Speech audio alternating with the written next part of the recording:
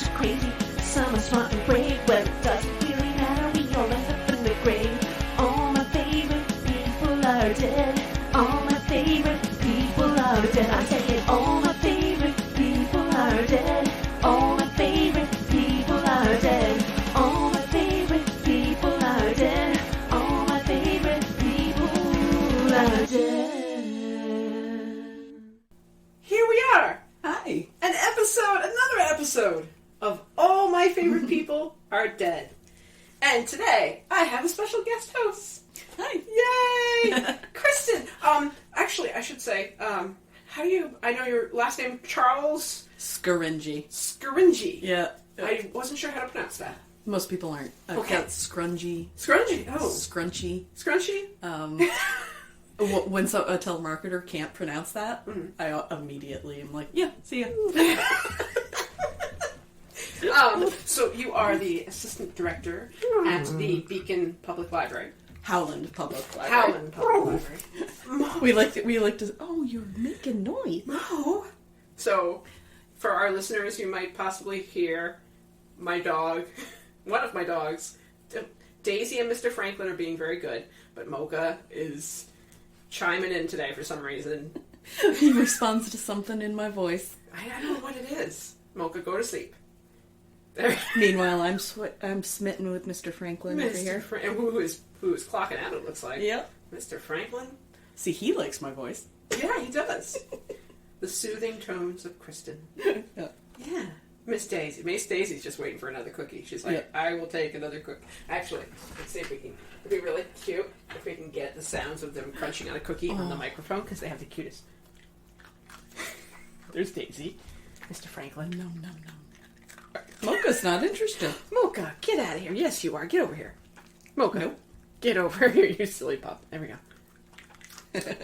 Oh my god. He has the loudest crunch of all of them. It's like, we can't. I'm going to have to put you in the bedroom because you're getting too obnoxious. Oh.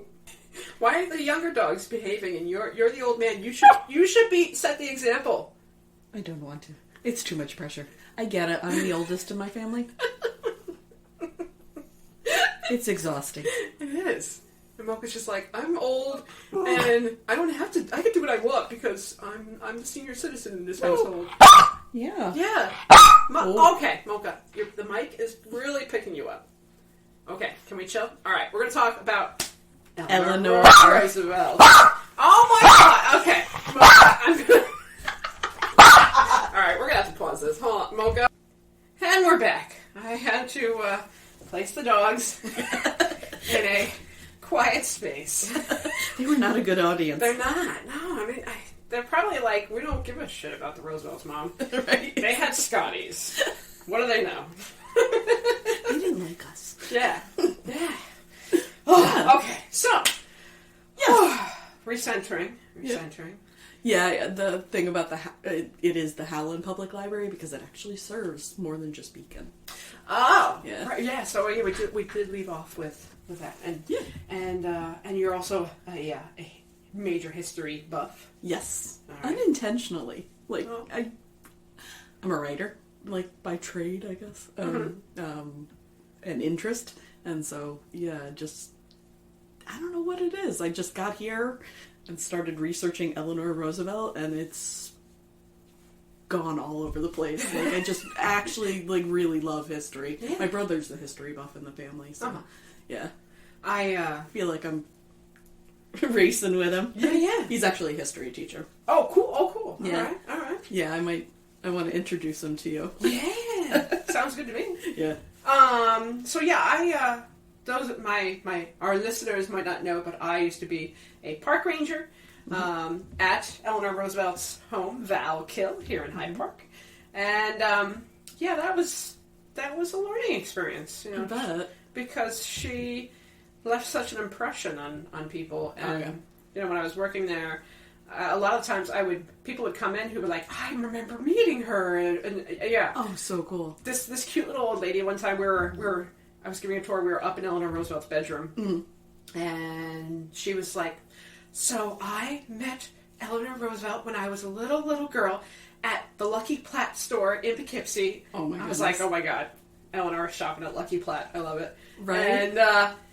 And then she's like, she was trying on a pair of gloves, and she asked my opinion if I thought they looked good on her. Oh my goodness.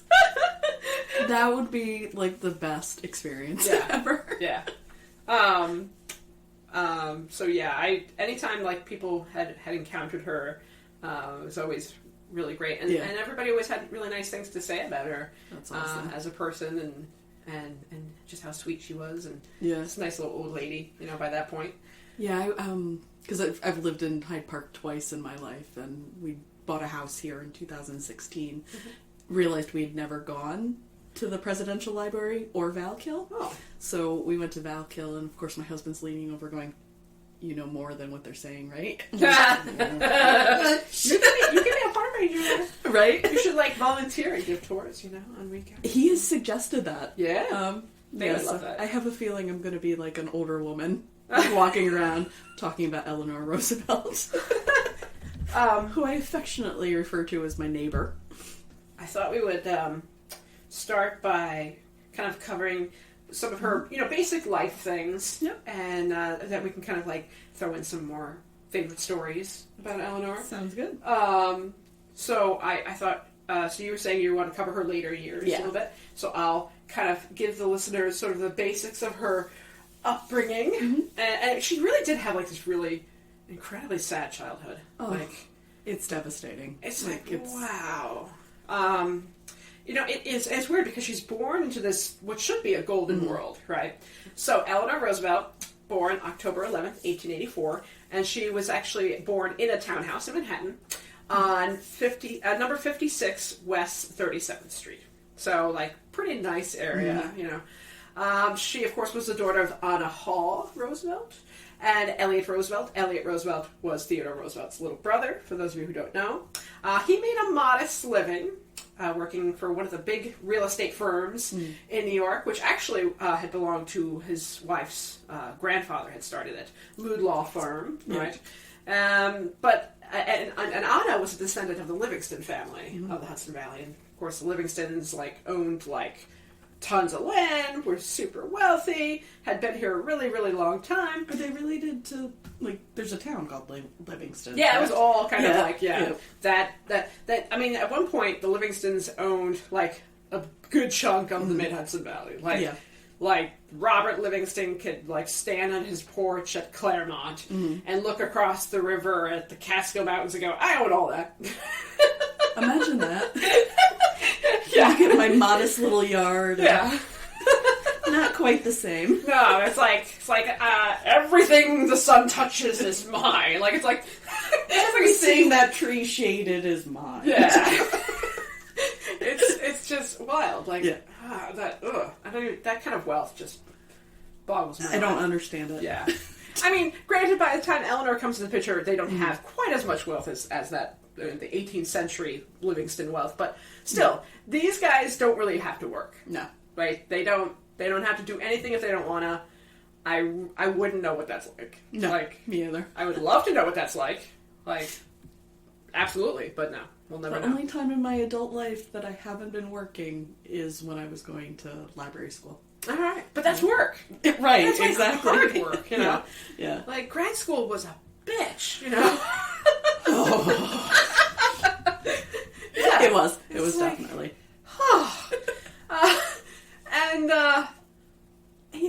I love what we love what we do. Yes, absolutely. We work in public libraries. We serve the people. We love it. But it's to say, library school does not train you for that. No. That's a whole other podcast. Yeah, you're right. Yeah.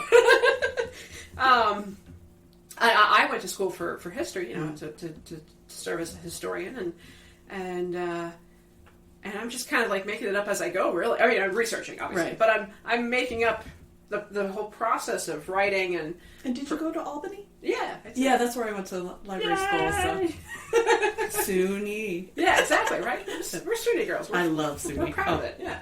I'm still friends with a lot of my history professors from SUNYs. Wow. Yeah. One of my closest friends is somebody I met in library school. Nice. And it turns out we have this parallel life, 10 years apart. I grew up in Armenia, Oh, yeah. Yeah, and she grew up in Dover, which is south of it. Yeah, yeah. We both went to Dutchess. We both went to Purchase. Wow. And then we met at Albany. So Nice. yeah. Yeah, Hi, that's Stephanie. It's a small world. It is. But she's still one of my closest friends. Oh, so. sweet. Yeah. Well, if she has any favorite dead people, you know. Oh, I will definitely let her know. So where was I? Oh, yeah. So anyway, so we work hard. We don't know what it's like to be a Roosevelt because we don't have money. No. So Eleanor had 2 little brothers, Elliot Jr. and Gracie Hall. Right. So now the family got around quite a bit. You know, they not only did they have their place in New York City, like wealthy New Yorkers did, but they also had a nice retreat on Long Island and Newport, and they would come up here to the Hudson Valley to visit with their Livingston relatives as well. They also liked to go to Europe, which was pretty standard for the time. Although Eleanor had a really scary experience on a ship. I think it was called the Celtic that she was on, and it collided with another ship in the fog, and one child lost his arm, and another one was decapitated, and there was screaming and crying, and Eleanor was like, "Ah!" You know, as An a little already kid. sensitive child and seeing that. Yeah, so it was terrifying. So she's like, "I'm not getting on a fucking ship. No, I'm not going. Right. I'm not going. I don't care what's in Europe. I'm not going." You know, Right. So she As one would. yeah. So it was traumatizing. To make matters worse, even though technically, like I said, this should be a glowing world of wealth and happiness, her father was pretty troubled, right? He was big on sporting and drinking and womanizing, apparently.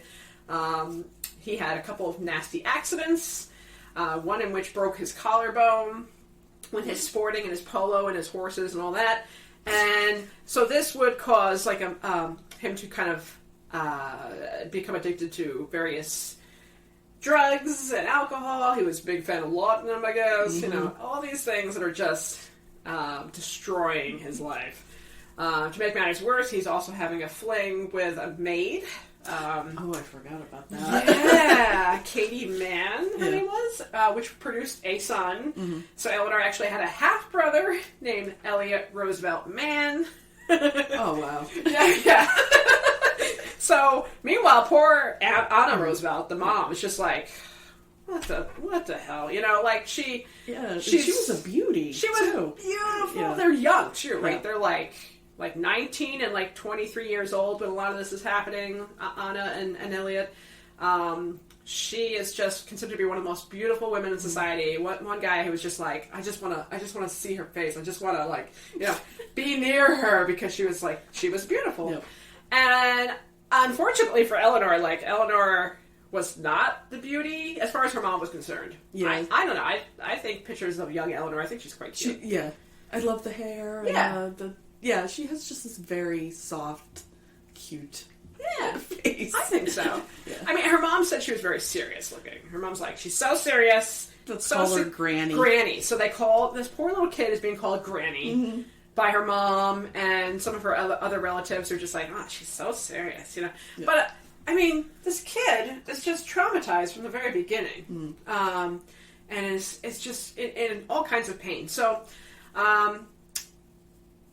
a whole bunch of things kind of happened in a series of years when Eleanor was very young. So, number one, her mother took a turn for the worse. Like, she had been complaining a lot of headaches and things, and probably because her husband was a cheating bastard.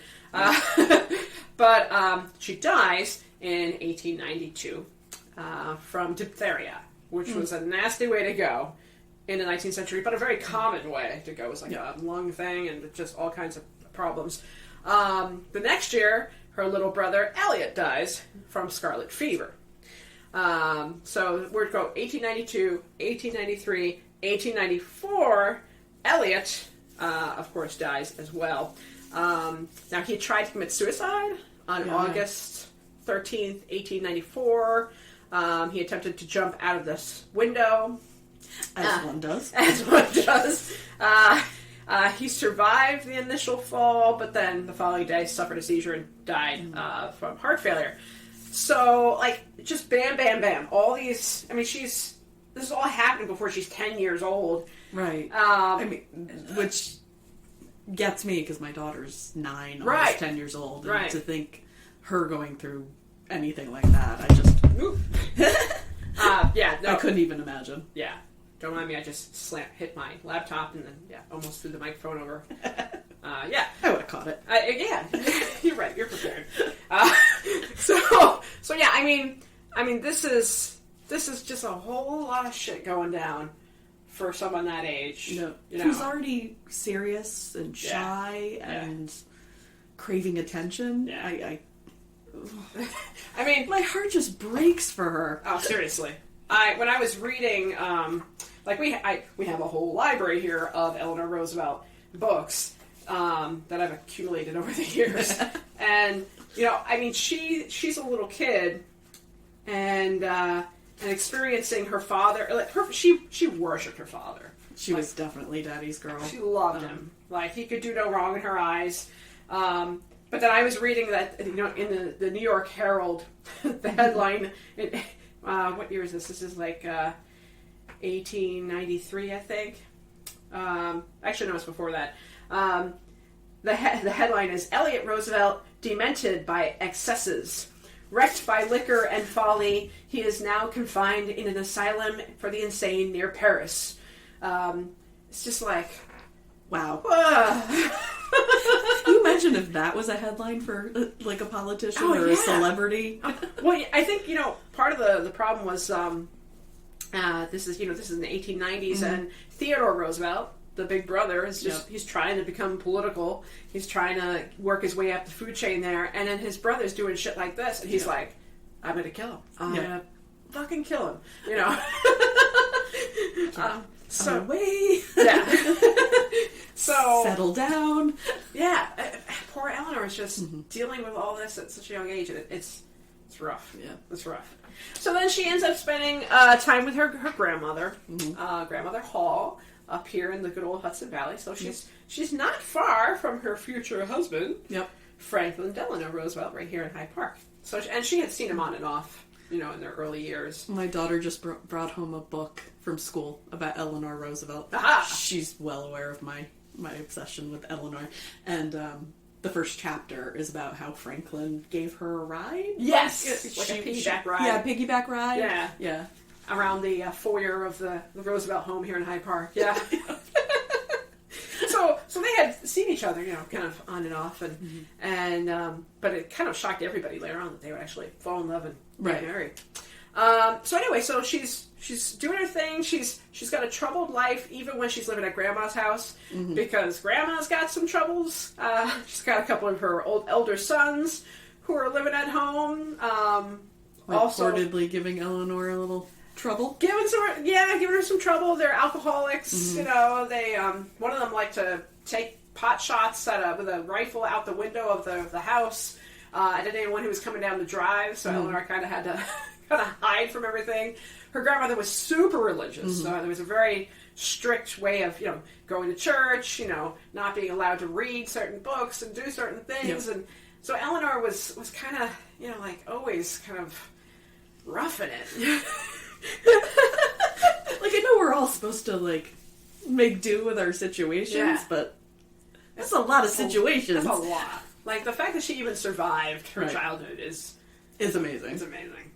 But things get better. Yeah. By 1899, when she enrolls to the Allen Woods School in England, under the wise and powerful Madame Marie Seveste, who is the headmistress at this school, who Eleanor just attaches herself to. She loves her. I don't know if everybody realizes, but Eleanor was bilingual because she had spoke French at an early age. Yeah. So this really impressed Madame Marie, who was like, "Hey, girl, you can speak French really well. Okay." Yeah. So they hung out. They were buddies. She did really well at this school, super well. She was a little bit athletic, right? She was on the field hockey team. She was. That I was so surprised. I know. I'm like, girl, get it. She was super tall, right? She was 5'10", 5'11", right around there. She was thin and just built really strongly, and I can see that. Yeah, I can too. I can totally see it. she excelled, and the girls looked up to her at the school. Like they were really like, well, Eleanor's awesome, you know. Yeah, so she found her element there. She really did. Yeah, and she didn't want to leave. Like she's like, I do not want to go back.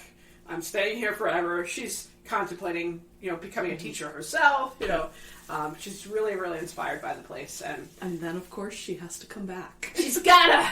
Oh, and for her coming out party. Yeah, right? like her whole family is like, you gotta come back. You gotta come out in society. Right, and Eleanor's like, really? I don't want to do that. No, come on. So like she didn't really have any interest in that. Also, about the same time, like President McKinley is assassinated in 1901. So 6 months after his second inauguration, and Theodore Roosevelt, Eleanor's uncle, is now the president of the United States. So there's a lot going on for Eleanor. She leaves Allenswood School in 1902, makes her society debut at the Waldorf Astoria Hotel in New York City. Again, something I can't imagine. Yeah, like, huh?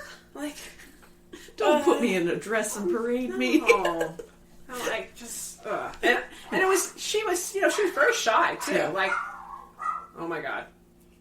The dogs are not a fan of debutante parties No, either. I guess not. The dogs are like, oh my God, that sounds terrible. Don't dress me up. Silly dogs. Oh my God, they're going to kill me today. So anyway, so she's entering society. She's doing her thing. She's all dolled up. She's looking lovely. Though she's very self-conscious. You know, she's like, I'm not that lovely. No. No, she's got the granny persona to carry with her. Right. And that sticks with you. I mean, Yeah, it does.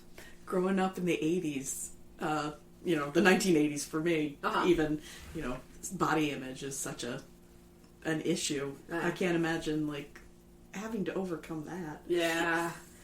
I mean, no one called me an old lady, but no. I suspect if they had, it would not bode well with my self-esteem growing up. I don't think so either. No. So yeah, I'm amazed that she didn't really have to overcome a lot. Yeah. And it just continues on the rest of her life, honestly. Oh yeah, this isn't even a quarter of it. Yeah, this is she's not even like 20 years old. She's just right. like, you know, coming back, and she's like doing and what is she, like 18 years old, and just like the world is like coming in on her. It's terrifying.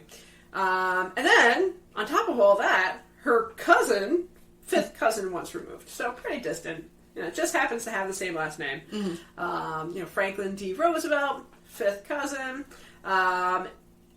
He kind of comes into the picture. He's like hanging out around her, like, hey, she's actually quite lovely, you know. Meantime, she's enrolling into the Junior League of New York, where she teaches calisthenics, actually, and dancing to immigrants. So she's super busy doing that. She joins the Consumers League and investigates working conditions in garment facilities and stuff. So she's starting to kind of become aware of some of the conditions for immigrants and people less fortunate than she is. Yeah, struggles they're going through. Yeah. Like her parents, like, that was not something that ever interested them. They were like, we'll just give money to a charity, you know. Right, exactly. You know, they did not get their hands dirty to this extent. And there's the famous story of she took Franklin into a tenement. Yeah. And he had never seen anything like that in his life. Because I think she was having him help bring a little girl home. I think so. And he was like, what the heck is this? Right. Like, people live this way? This doesn't seem right. It's one thing to talk about it and put money toward it, but to actually see it? Yeah. Yeah. And she was seeing it up close, and I think this is a really important time for her. You know, she's still a teenager. Right. But she's like, I gotta take care of this. I gotta do something for those less fortunate. So I think that was really, really helpful. Mm-hmm. So, March 17th, 1905, St. Patty's Day. They're going to have a big wedding. Mm-hmm. Actually, it's a fairly decent-sized wedding. It's probably only big because Uncle Theodore shows up. Right.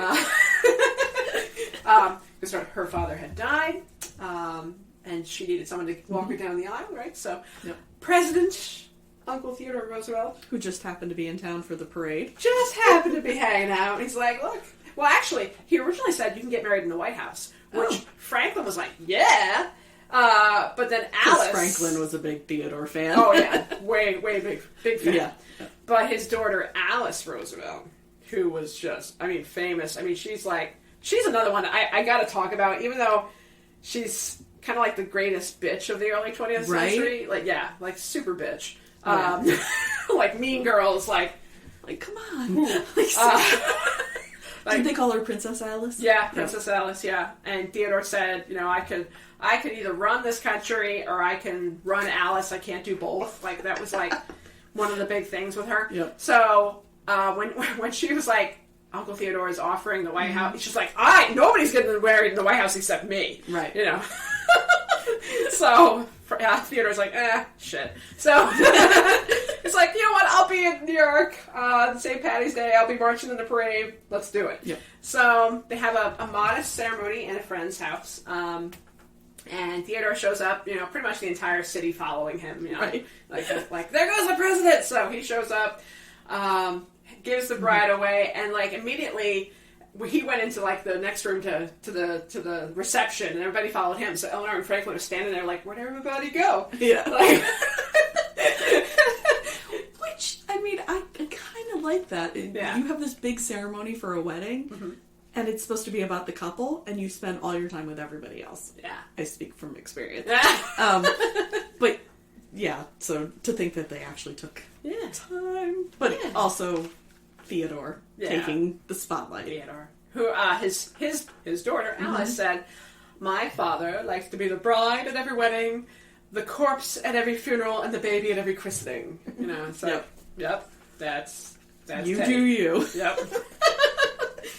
So, they first, after they marry, they head up to Hyde Park, where Sarah kind of gives them the grand house here for themselves for a little bit, just, for their, not honeymoon, beginning of the honeymoon thing. Yep. Then they, of course, they go off to Europe, and immediately, Eleanor realizes how different they really are. Right. I think they were, in the Swiss Alps, and Franklin's like, I want to go hike up this mountain with all these lovely ladies. Right. And Eleanor's like, I'd rather not. And he's like, okay, well, I'm going to go. Where's a bookstore? So it was kind of like, well, this, Yeah, exactly. Meanwhile, his mom is planning what their life is going to be back home in New York. She's like, I'm going to get you guys a townhouse. I'm going to furnish it and get you guys all the servants you need. So she's got her hands in the pot. Also bought the townhouse next to it and had doors into it. So what she did was she built. She bought 2 townhouses, tore them down. Yeah. And then built this grand, big, massive mansion that was technically 2 townhouses connected. Yeah. Yeah. So that was all Sarah's planning. Whew. She's a helicopter mom, for sure. Oh, yeah. Franklin is her world. And, she's that was the first episode I did with Sarah. And she's a challenge for Eleanor. They kind of butted heads there. But at the same time, I think Eleanor appreciated the fact that Sarah is running the show, right? And which allows her to do other things, which works out good. So Eleanor starts popping out kids immediately, and a lot of kids, 6. You're 6. Yeah. Total. Eleanor said that she felt like she was pregnant for 10 years straight. Right. Yeah. No. And all kids are over 10 pounds each. Right. Yeah. And I'm like, oh, imagine that. Holy shit. Right. So in 1906, Anna is the first. Then in 1907, you got James. Then she has, in 1909, Franklin Jr., the first one, because he dies. Yep. After a few months from influenza, actually. So Eleanor was just devastated. And it was the saddest thing that I had read. She was so terrified of leaving baby Franklin out in the cold, when they had to bury him. Yeah. She was just I can't do that. I can't leave him out there. Right. This is early March. 1909, I think. No, I'm sorry. He died. No, when did he die? 6 months later, I think. But she was terrified of leaving me out there. But then 1910, the next kid comes along, Elliot, and since she lost Franklin Jr., like Elliot is her world. Yeah. And he'll always be like her favorite child, even though he's kind of a putz. Much like his namesake. Yeah, what is it about Elliot? And even her, I think that name is just like, I don't know. Yeah. But yeah, actually, another friend of mine wants to come on and do Eleanor Roosevelt. Cool. Yeah, so I'm like, dude, let's do it up. He was a character. Right. So then, while all this is happening, Franklin's getting very busy because he's elected into the state senate. He also then becomes Assistant Secretary of the Navy. A position Theodore Roosevelt held. Yeah. So he's like trying to take pages out of TR's playbook. Like, I'm going to do everything he did to make my way into power. You know, which it's kind of creepy. Yeah. It's weird. Yeah. But it works. Like, it does work. He gets the results he wants. He does. So. Yeah. Yeah. Then in 1914, she has another child, and they name him Franklin Jr. again. That's not going to put any baggage on that child. No. Nope. Yeah, it's they really had to keep that name going. They're like, yeah, we gotta have a Franklin Jr. It's gotta happen. Gotta make it better. Yeah. And then finally, in 1916, the final child, John. So, lot of babies. lot of babies. Lot of craziness. And Eleanor, all the while, she's not the best of moms. Right. Like, she's not really sure how to properly take care of kids. Which, with the life she had growing up, I'm not surprised. Yeah. But then you see how she becomes later on. Right. Caring for so many people. Yeah. The fact that she couldn't do that for her children. Yeah, it's kind of rough. Little. But she's got Sarah there. Yep. So Sarah's happy to do that job. Sarah's like, that is my job in life, is to be a mother. Right. Eleanor is very much a new woman who's like, I got other things I gotta do. Which works out for us. Like, it's almost like Eleanor was our mom, you know? Right. She was like the mom of the people, you know? Absolutely. But like, her kids would suffer from it, like, because they're raised by their grandma, who's giving them everything they want, which is grandma's job. Exactly. You know, it is. But it's rough. Yeah. Yep. I watch it with my own mom giving my daughter things that I wasn't allowed to have, and it's like, wait, come on. What? That's not nice. It comes over with candy and toys all the time, and anytime I ask for a toy, whole lecture. Hi, Mom. I love you. Yeah. That's what grandmas do. Okay, that's their job. I know, I say that, but I know that I'm going to carry that on when my daughter is kids. Yeah, that's your right. Right. So yeah, I remember reading, Eleanor had read like this childcare book, right? Yes. And then like, oh, your child should have plenty of fresh air. So she puts her in a cage. Outside. On the windowsill. Like, literally, this kid is hanging out the window. Oh. Have you seen pictures of that? Yes. Oh, my goodness. And then, like, Eleanor was doing other things, and then it started raining, and, like, I think this was Anna, the eldest Probably. child. Yeah, it was Anna. And, like, Anna's out on this windowsill crying. and neighbors were like, what the actual fuck is that? It's a child! I mean, nowadays you put a dog out like that and you get in trouble. Oh, sure, yeah. Right. Oh, my God. I would never put my dogs out. No, they're my children. So it's like, holy shit. Right. And then she had discovered that Anna was, like, discovering herself and, like, like, touching herself. And so Anna's like, oh, my God, I have to strap her arms to the bed, you know, because, like, she can't masturbate. What? No. Right. You know, like, so... Heaven forbid. No way. Like, very Victorian morals here. Which, like, counteracts with, like, how she thought about everything else. Yeah. It's really weird how she is developing and changing over time. Like, I think that's one of the great things about Eleanor is that she does kind of, like, grow and learn and always continues to do so. Right. And she's like, oh, shit, yeah, that's not how we do things. All right, let's do it this way. And like, oh, hey, that's not how we treat, you know, people of a different race or religion. Let's do things Yeah, this way. I like that she always reevaluated Yeah. what she thought and what she did. Which is amazing. That's why she always was learning and growing, which we should all endeavor to do. You know? Oh, that's why my favorite book of hers is You Learn by Living. Yeah. Love that. That's a good one. Yeah. So anyway, let's see. All right, 1918, big year for Eleanor in a bad way. So she discovers love letters.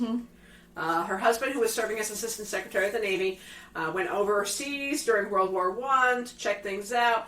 Meanwhile, he had been corresponding with her secretary, Eleanor's social secretary, Lucy Mercer, who, she was beautiful. She was. Oh, yeah. Absolutely. She was very sweet, very kind.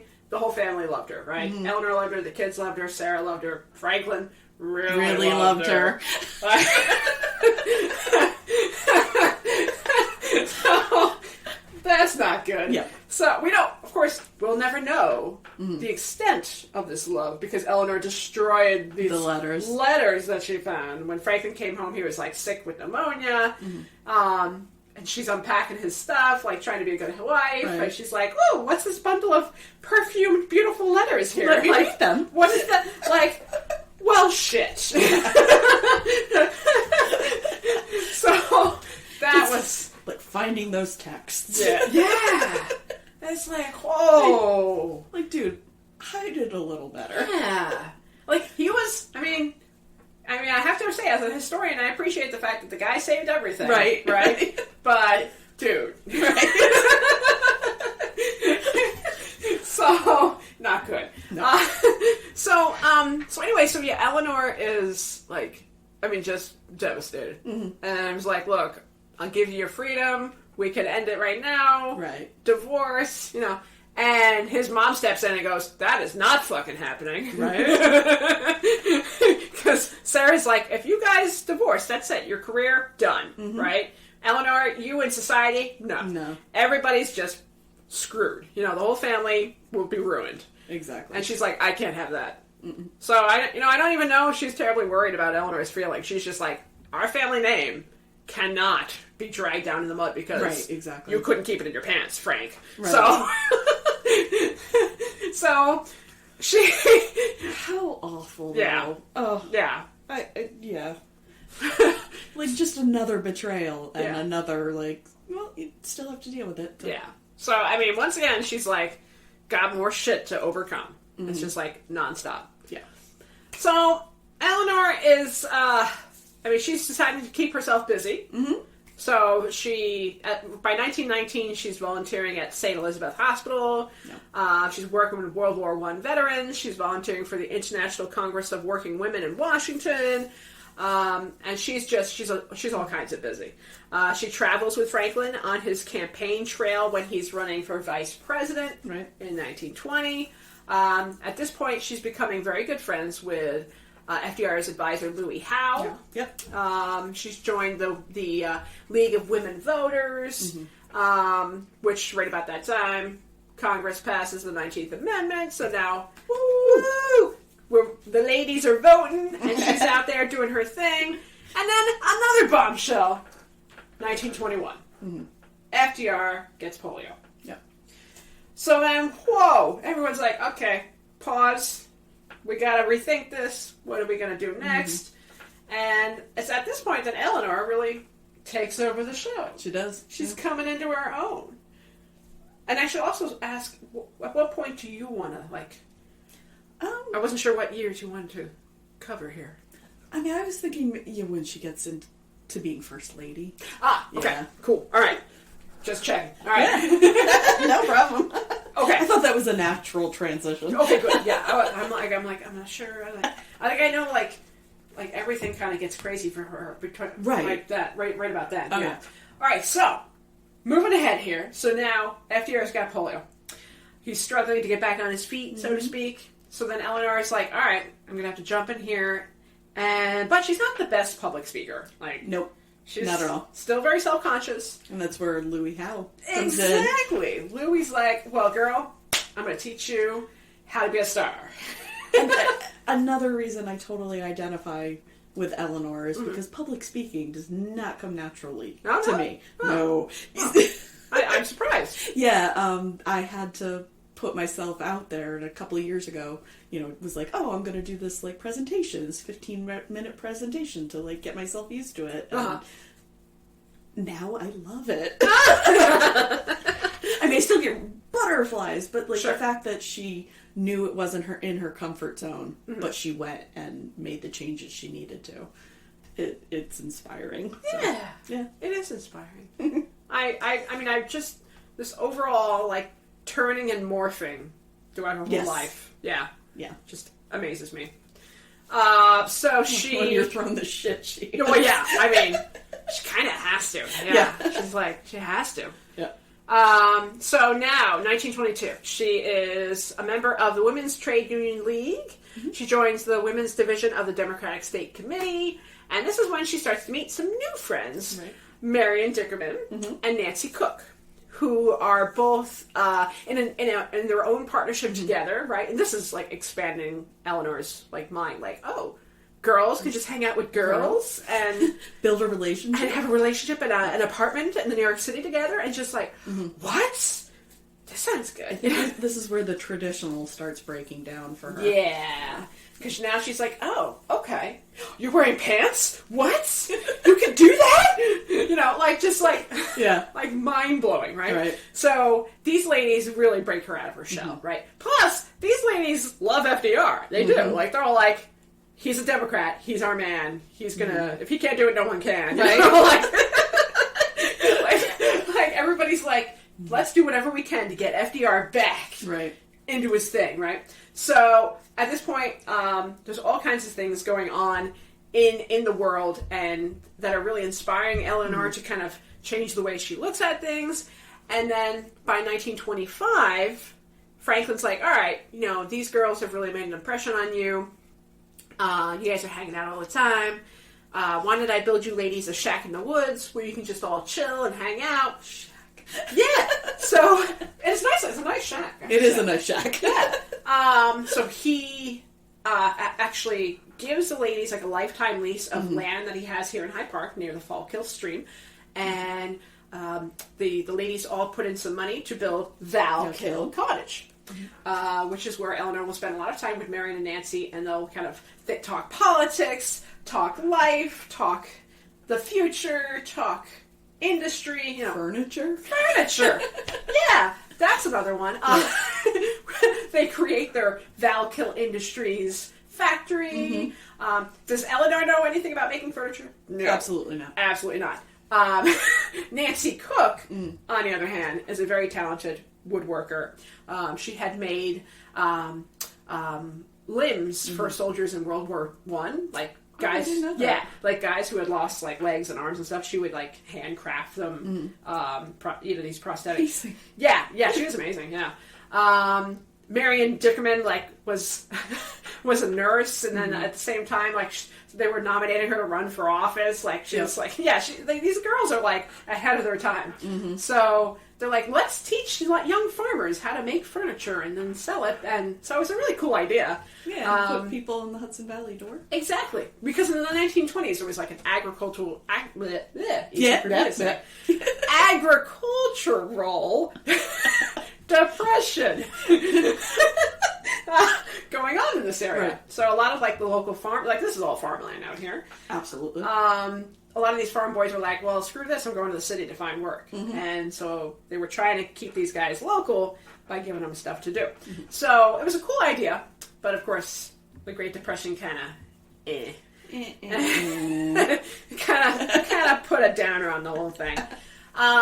Also at this time, like Eleanor is starting to meet not just these great women, but some other interesting, informative women as well. I take that back. In 1926, these ladies also start a school for girls in New York City, the Todd Hunter School. So that's another thing they're doing. They're teaching girls. Eleanor teaches history and government. Right? She's doing all kinds of cool stuff. Then Eleanor also at this time meets Mary McLeod Bethune, a famous black educator. And so now she's like, oh, yeah, that's right. Yeah, there's civil rights issues that we dealt with as well. So now she's like, everything is kind of hitting her at this point. Right. So in 1928, the Democratic National Committee appoints Eleanor director of the Bureau of Women's Activities.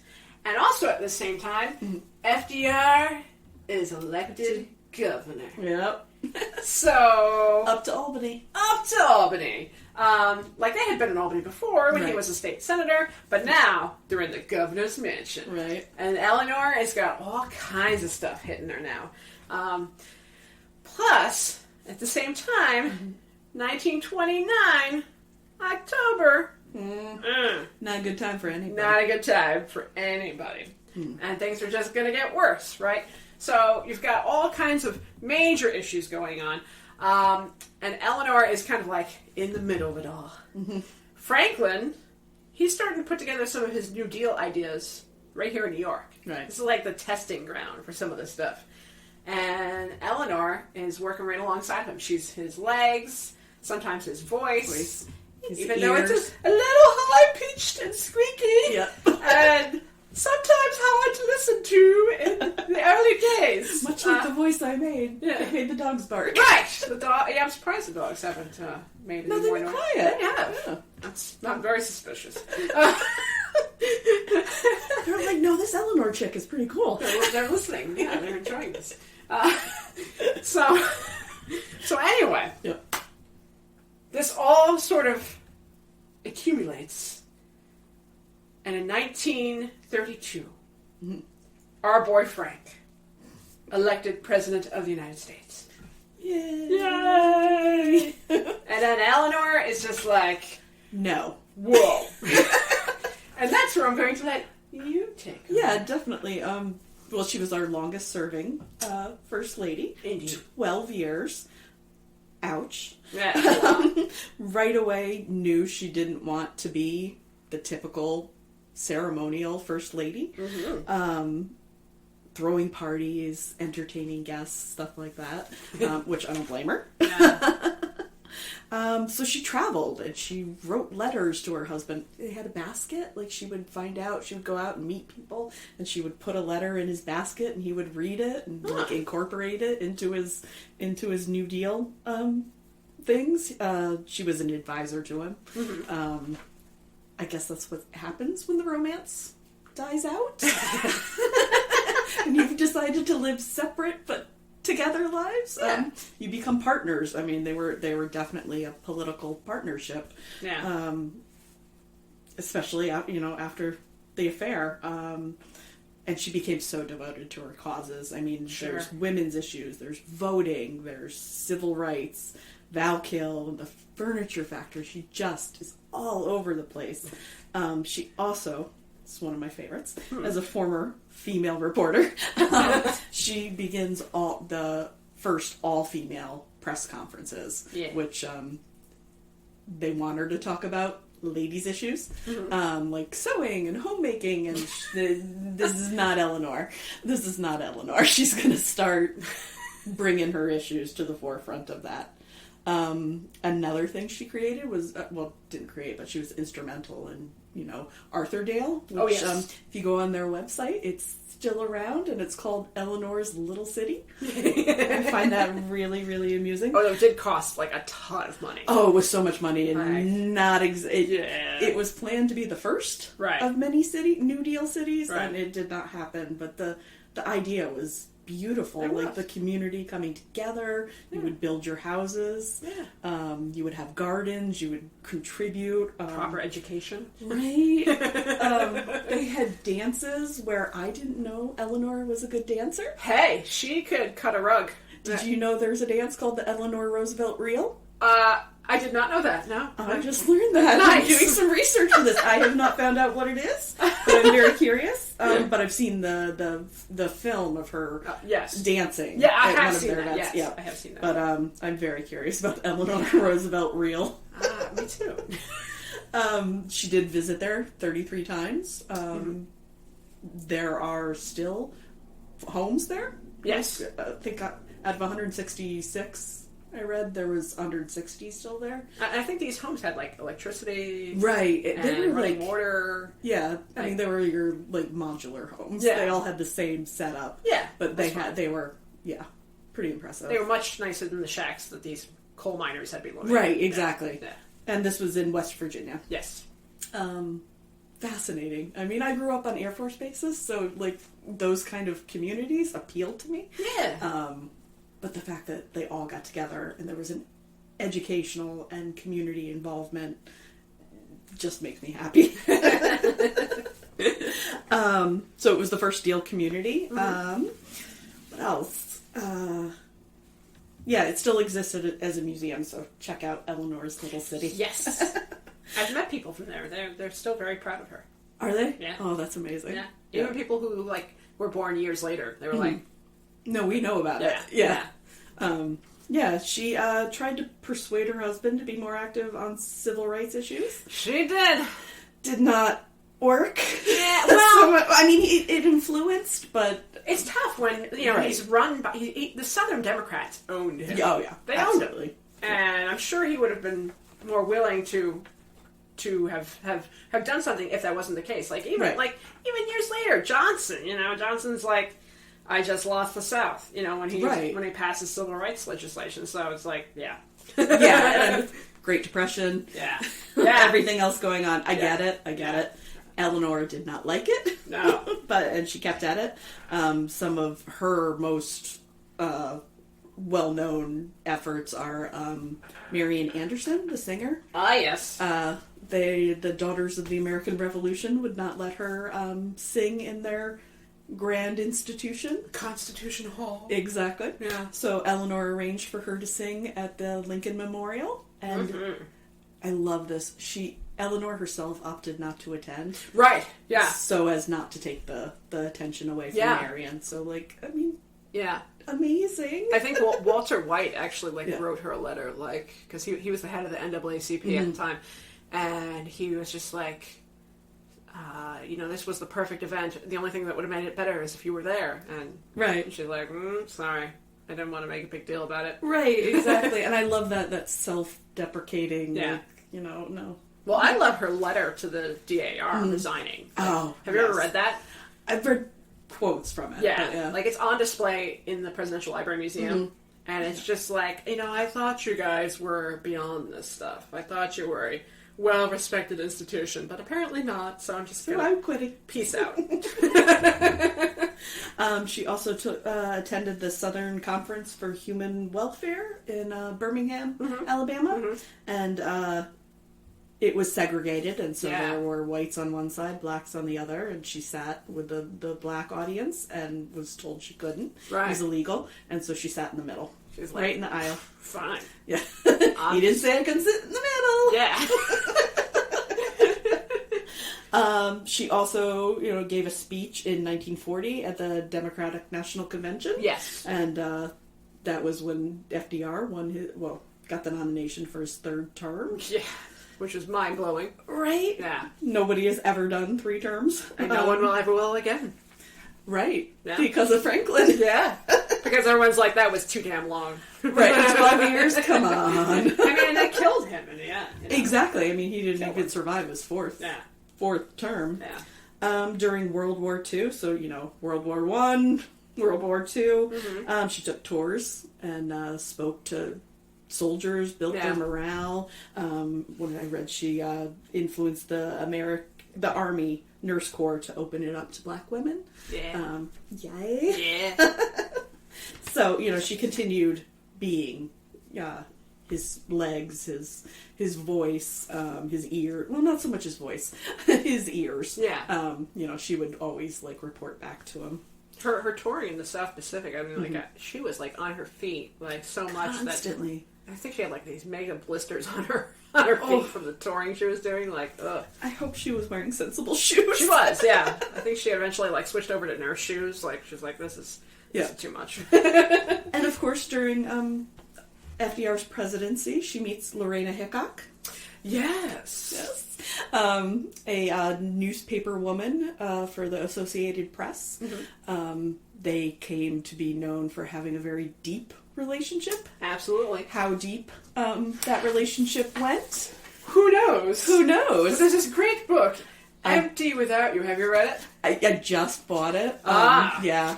I've read the book about their relationship, and then there's a novel. Oh, yes. Talks about. Yes, there was. Yeah, so I've read that. Lorena Hickok, in and of herself, was like an amazing person. She was. She had to overcome things herself to become like this great female journalist in a man-dominated world. Right, you know? and so they had the all-female press conferences. Yeah, and of course Lorena was there. I love that they influenced each other tremendously. Oh, yeah. Like, Lorena was like a go-getter, like want to be out there. Yeah, and Eleanor kind of tried to tone her down. Yeah. Got her a job with the Federal Writers. Was it the Federal Writers Project? I know it was with Harry Hopkins. Yeah, she was working with Harry Hopkins, and she was actually going out and seeing like all the harsh conditions of the country and during the Great Depression and kind of reporting back. Right. And, yeah. Really cool stuff. Yeah. So it whatever the nature of their relationship, I mean, Eleanor really, like, in the later half of her years, it was all about relationships. Yeah. You could see she would get involved with different people and then get involved with different causes. Yeah. So whatever their relationship, it's amazing. I mean... I feel bad for Lorena. I do. She was madly in love with Eleanor. Oh, she totally was. Totally was. She was also very needy. Like, based on what I've read, she was, like, incredibly needy. Yeah. And Eleanor... Eleanor's so busy. And she didn't want to share Eleanor. And Eleanor's like, I don't have time for this. Right, exactly. And there was one point, like, Eleanor wrote a letter to Lorena saying, the best thing for you, my dear, would be to have a husband and some children. And Lorena's like, I'm sorry, have we met? Do you know? You've known me all this time, and now you're thinking what I need is a walking dick? Right? Like, no, that is not, you're missing the point. It's your relationship. What was it? I mean, FDR and Eleanor, after the Lucy Mercer incident, didn't share a bedroom. No. Yeah. No way. Yeah, so, I mean, men, women, she had lots of deep connections with people. And I just find that interesting, because her traditional relationships were so depressing and dismal. I mean, her mother, her father, her husband, her children. Yeah. It's all pretty painful. Yeah, so... so it's like she was reaching out for love and affection. Absolutely. Anybody. Absolutely. Didn't matter who you were. Yeah. And then, of course, in 1945, FDR dies in Warm Springs. About 80 days into his fourth term. Yep. In the company of Lucy Mercer. Arranged by his daughter. Yeah. So Eleanor is not only not with him, he is with probably the great love of his life. Yeah. He's surrounded by a whole, he's got a lot of ladies. Entourage of ladies. Yeah, it's a bunch of ladies, and somebody's painting his portrait. Yeah. And which was commissioned by Lucy. Yep. Yeah. So, then begins the 17-year journey of the rest of Eleanor's life, which is so busy. Yeah.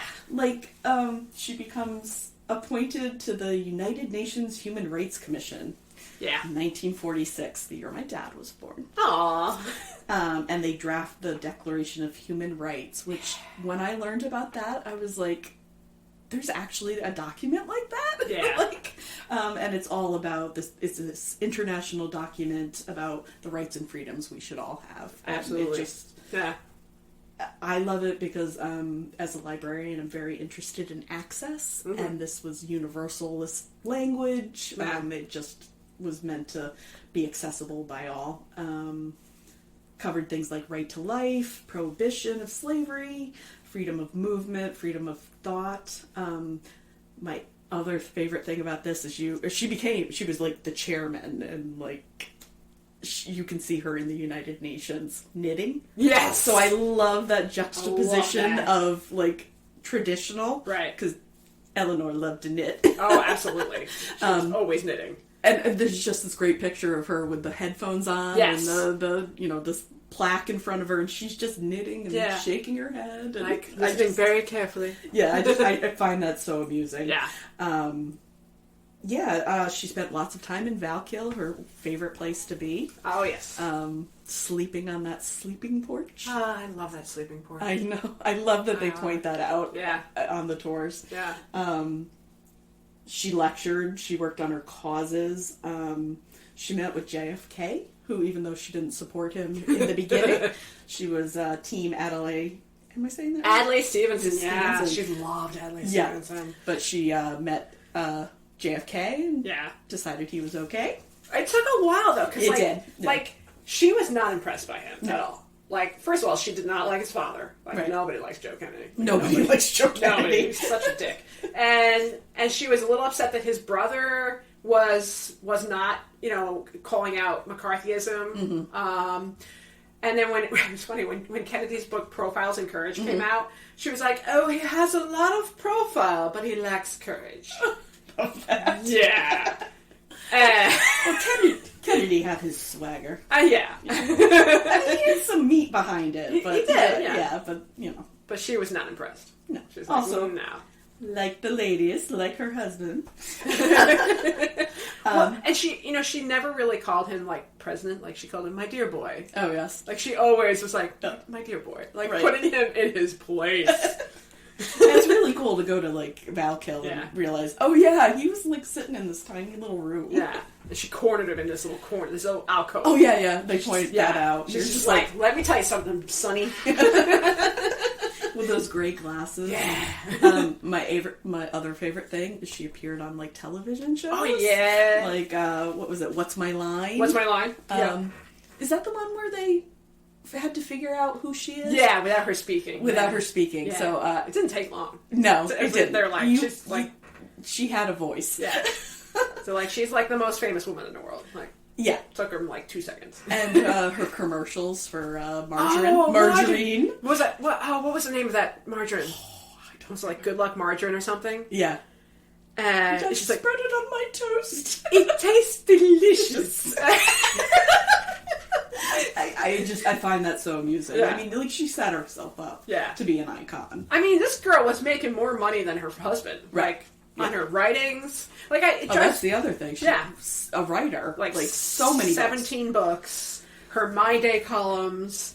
Yeah, which I read at the most she had 90. Yeah. She appeared in 90 papers. Yeah. As a syndicated column all across the Like, U.S. wow. Which could be talking about her daily life. Yeah. Which, I mean, while she was First Lady, come on. It's like she was tweeting before. She was tweeting before it was a Anybody thing. else. Yeah. Sharing her life, and although she was a prolific writer, Yeah. people were very critical of her writing. Sure, yeah. And it can be a little dry.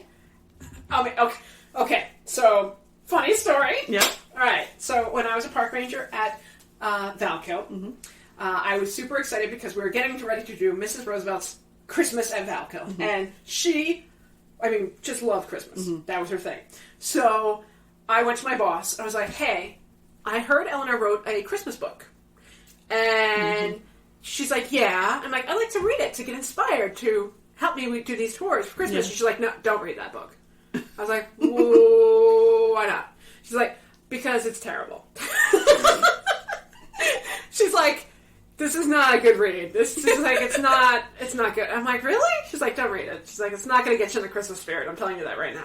So I'm like, okay. So of course I read it because Of I'm like, course. I have to read it. Yeah. You know? And I was like, Jesus Christ, Eleanor, because it's like, have you ever read it? It's I like, haven't. Oh god. So it's like Christmas during World War II, and Daddy is left to go fight the Nazis, but the Nazis are like knocking down the door because this is like in Germany, Christmas in Germany, and it's like, holy crap. Not the mood you were expecting. Not a good mood. No. It's not vibing. Oh. It's not Christmas vibes at all. No. It's really bad. So yeah, she did write a lot, but not all of it was a winner. Right, exactly.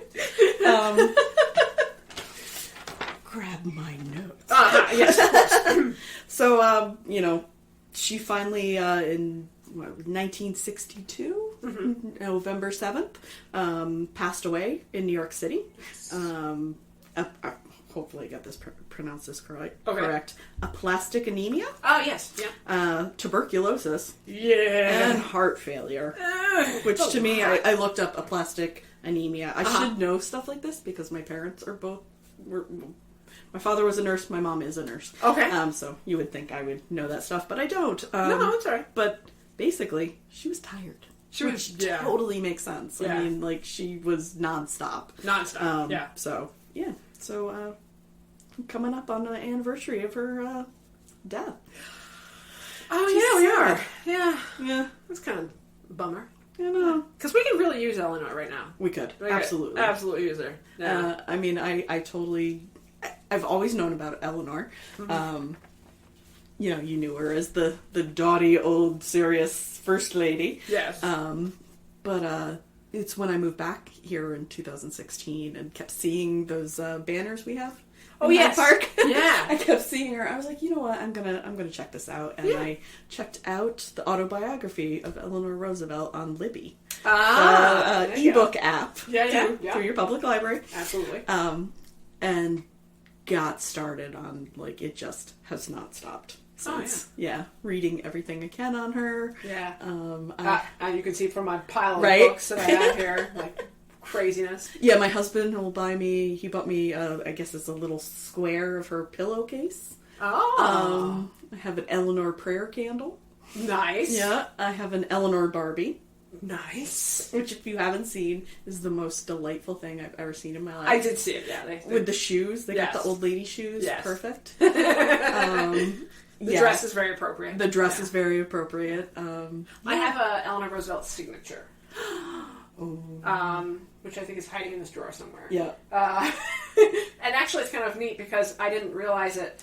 I had bid on this lot of Roosevelt-related material that was up for auction, and it had belonged to one of the former town historians here in Hyde Park. And I got this. It was just a couple things, FDR-related posters and stuff that I wanted. Yeah. And I won this lot. Super cheap too. Right. And I'm going through it, and I'm finding all these letters and pieces that this historian had accumulated, including several letters from Eleanor Roosevelt, signed by Eleanor Roosevelt, to the town historian at the time. And I was like, wow, holy crap. So I actually turned around, I was like, well, I can make money from this. So I sold a couple on eBay, making more money, and then kept one, just because I'm like, this is cool. Right, So that's my, prized possession as I have. Yeah, I've gotten T-shirts from my husband. Yeah. I've gotten, I get so many Eleanor gifts. But I just took to her this time. Sure. The constant learning appeals to me. I am not a teacher, but as a librarian, I teach adults all the time, and I'm so passionate about it. And you just read what she writes, especially and you learn by living. And I'm like, oh. Yeah. She has a whole chapter on fear. Oh, yeah. How you have to face your fear and God, do it anyway. She's a professional at that. Right. And for me, that inspires me all the time. Because, like I said before, this isn't my natural, my natural way of being. Yeah. But when I get passionate about something, I don't shut up.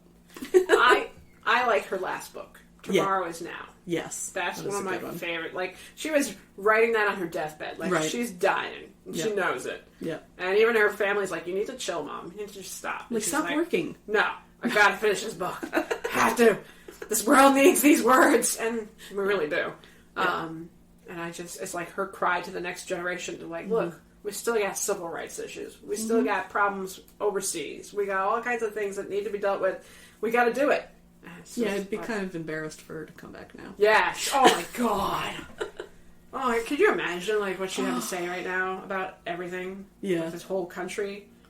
But I fully, like, I live down the road from Valkill, Uh-huh. and I drive past it going to work, and it's always like, say a little hi to Eleanor. And, you know, like, my dad passed away 3 years ago, and just, he's always around me. Yeah. And Eleanor kind of is too. She's like kind of, you know, one of those people I think of when I'm like, you know, stressing out about something. Yeah.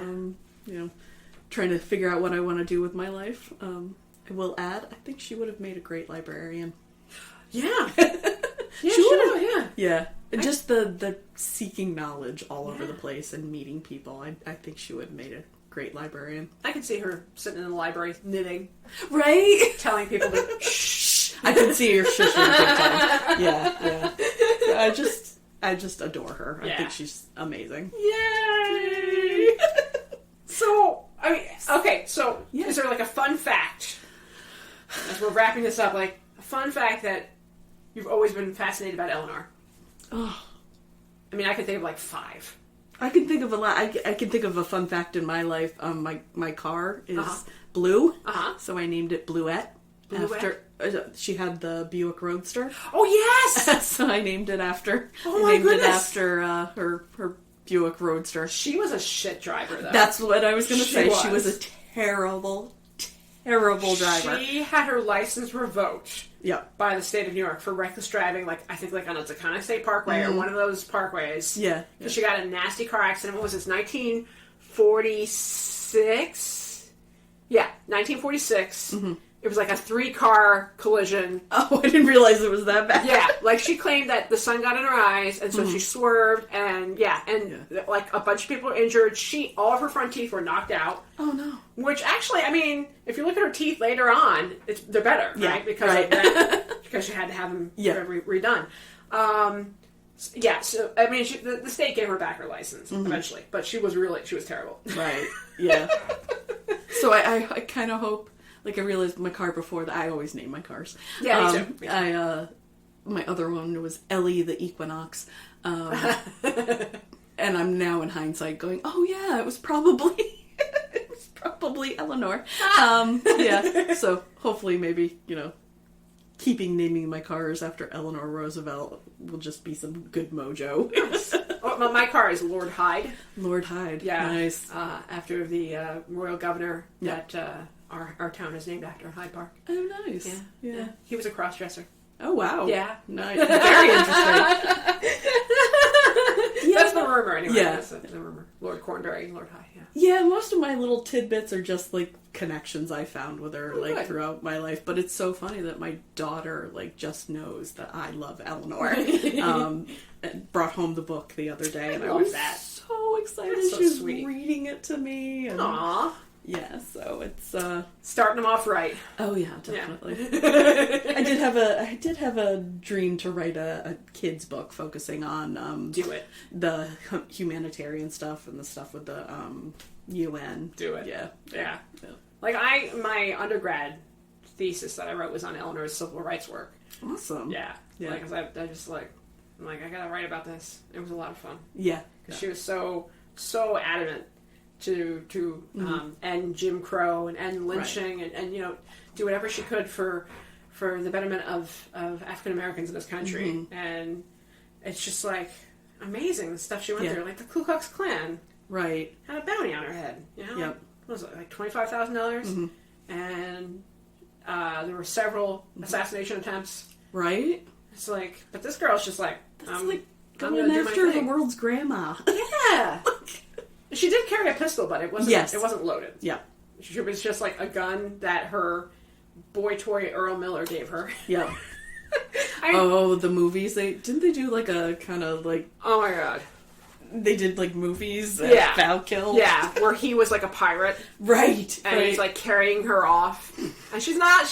Girlfriend's not putting up a fight. No. Like she was like, "Ooh, this is great." If Eleanor had an affair with anybody, I hope it was Earl. Because damn. Yeah. He was fine. Yeah. He was just like a hunk of man. Right.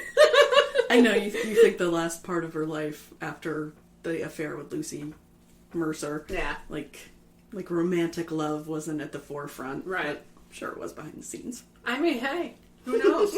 Who knows what was going on in that porch, upstairs sun porch of hers. Like, Yeah. I don't know. Yeah, I don't know. I just find her endlessly fascinating. You know? Yeah. And everybody you talk to Oh yeah. is like, oh, I love Eleanor. I'm like, Yeah. but do you really know Eleanor? really? Like, Yeah. have you read? Yeah. Like, you gotta really take the time to get to know Eleanor. Like when I was a park ranger, all kinds of stories. You know, people would share, and just how much she meant to them. Sometimes I got pretty emotional with people, like, Right. you know, telling me all that she did with them, and Well, it's the human connection, which, you know, nowadays we don't have as much of. right. Just the fact that she made whoever was in front of her feel like the most important person. Yeah. And their issue was the most important issue to her is amazing. It's huge. Makes me feel better when I, you know, see how many things I'm interested in. I'm like, oh yeah, so was Eleanor. So Eleanor. Eleanor did it all. Yep. Yeah. we need Eleanor Roosevelt in our lives again. Absolutely. We do. Yeah. Well, Great. this was so much fun. This is awesome. Thank this you is so so great. much. Yeah. I'm so glad we did this. We talked about Eleanor for a long time. That was like Did we? Yeah. over an hour of Eleanor, which is easily done. Like Very much so. We just kind of like scratched the surface initially, Exactly. you know, because there's so much stuff. Oh, there's so many things you could talk about. Yeah. Yeah. But I'm so glad that you have volunteered to talk about Eleanor Roosevelt Absolutely. on my beloved podcast. Yes. All my favorite people are dead. Which my daughter says is going to make us famous. I mean, hey, I'm down. Yep. I'm down. Have to say hi to Jane. Oh, okay. Hi, Jane. I don't know who you are, but hello. Yeah. Okay. She's probably lucky she was born after or before my obsession with Eleanor Roosevelt, because she probably would have been named Nellie. Oh, yeah. Nellie, her nickname, yeah. Yep. Yeah. I have a Aw. great grandmother who was Nellie, so Oh. yeah. Nice. Yeah. Well, thank you for joining me. This was amazing. And thank all those folks out there who are listening to All My Favorite People Are Dead. Take care, folks. Bye. All my favorite people are dead. All my favorite people are dead. I'm saying